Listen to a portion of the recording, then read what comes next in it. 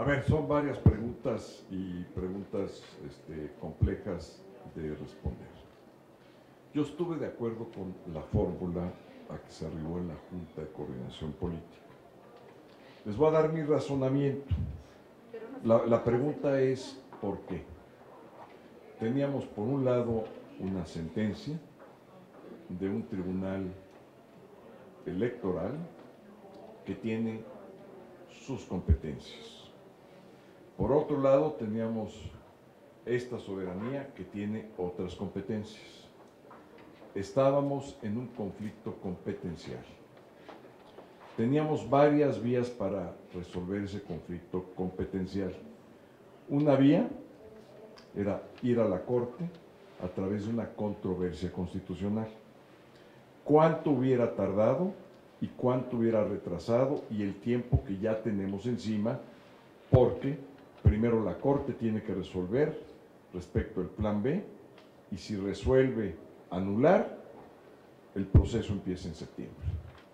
Y sería muy irresponsable de nuestra parte irnos a una controversia a sabiendas de lo que puede durar la controversia, que aunque esté antes de septiembre, se requiere un proceso previo de adaptación y ajuste de quienes llegan de nueva manera. Entonces teníamos una vía que era la controversia constitucional, pero el problema era el tiempo para dirimir un conflicto competencial, que no está claro quién tiene la competencia, si el tribunal puede intervenir en un proceso propio de la Cámara. Ellos argumentan que es electoral y nosotros argumentamos que es una situación de carácter parlamentario, porque así se establece en la Constitución. Entonces, es un conflicto que hay que dirimir. ¿Quién lo puede dirimir? La Suprema Corte. ¿Y cuál es el vehículo? La controversia. Entonces, tenemos ese. Había otra manera de dirimir. Hacer una iniciativa para modificar la Constitución y aclarar las competencias del tribunal y las competencias de la Cámara. Esa era otra posibilidad. ¿Cuánto hubiera tardado en procesar una reforma constitucional en este ambiente que tenemos?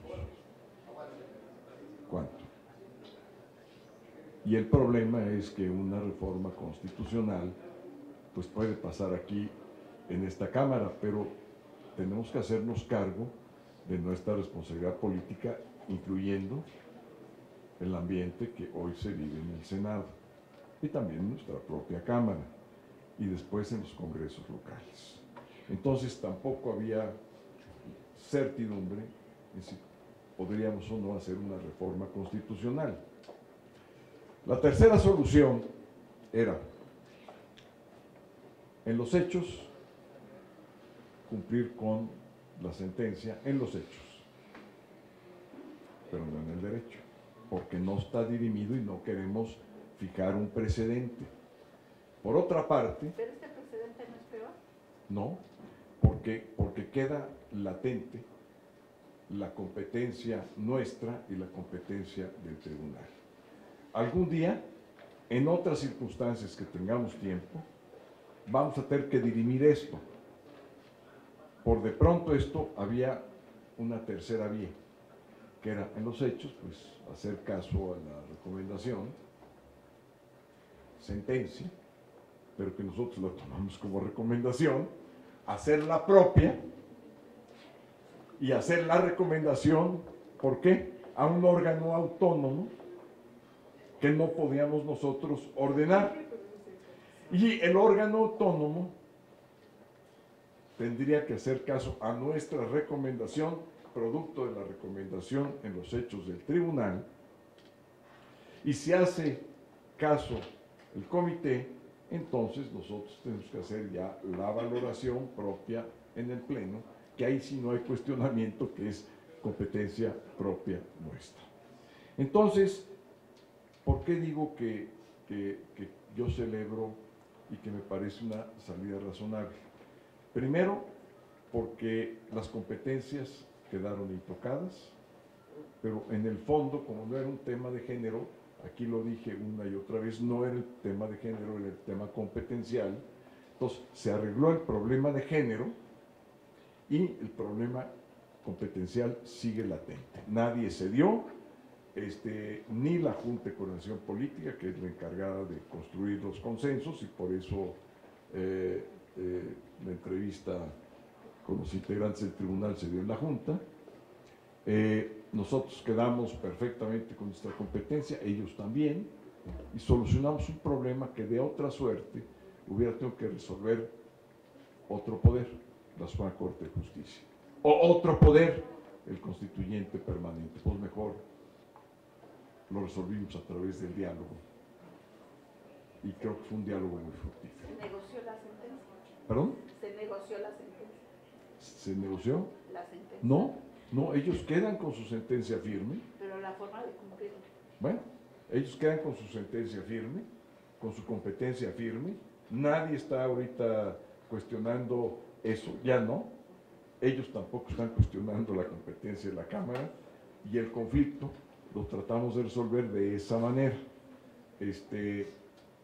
¿Había otras maneras? Pues probablemente sí, pero si las hubiéramos querido hacer para resolver ya de una manera definitiva esta competencia, pues lo hubiéramos dejado a la Corte o lo hubiéramos dejado al constituyente permanente. No había otro camino.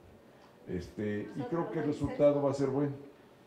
Sobre lo del sesgo de que llegue alguien de la 4T o que sea... Pues mira, si llega alguien de la 4T, pues no va a haber mayoría calificada, tal cual, simple y llanamente. O sea, si alguien llega con un sesgo partidista, pues difícilmente los grupos parlamentarios van a votar, quienes no son parte de esa coalición, por alguien que tenga un sesgo o una afiliación o exfiliación partidista. ¿Y conviene mejor la insaculación? A ver si llega alguien que no. Yo estoy en total desacuerdo. O sea, mi formación, mi pensamiento, la tómbola, es como decir, no pudimos, no ejercitamos la política, que es nuestra responsabilidad, no representamos al pueblo de México, y entonces el pueblo de México, cuando fue a votar por nosotros a la Pilatos nos lavamos la mano y que sea la suerte. No, es un dilema que viene desde los griegos, pasando por los personajes más importantes de la historia. No voy a meterme en una institución estrictamente laica, pero ustedes saben exactamente a lo que me refiero. Es un dilema de siempre.